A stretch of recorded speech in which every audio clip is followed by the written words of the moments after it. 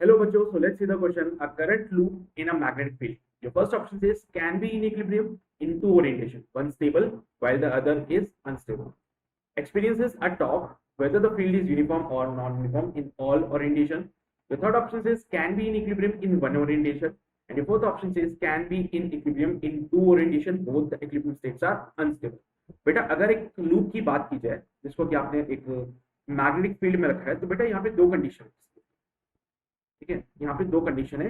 The condition says कि अगर अगर मैग्नेटिक मोमेंट और मैग्नेटिक फील्ड दोनों सेम डायरेक्शन में आ जाते हैं यानी कि थीटा इक्वल्स टू 0 की कंडीशन, तो ये लूप इक्विलिब्रियम में रहेगा बेटा।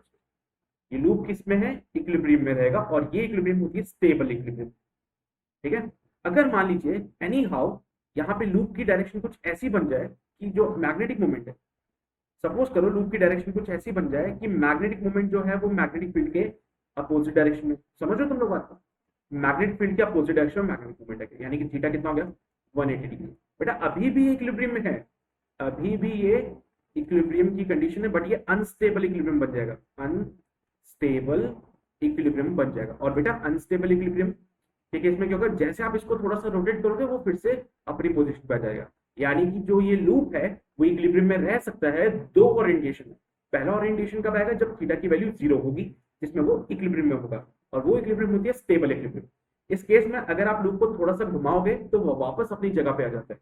ठीक है, इस केस में जैसे आप लूप को थोड़ा सा घुमाने की कोशिश करोगे तो वो लूप वापस अपनी डायरेक्शन में आ जाता है और अपनी इक्विलिब्रियम पोजीशन पे वापस।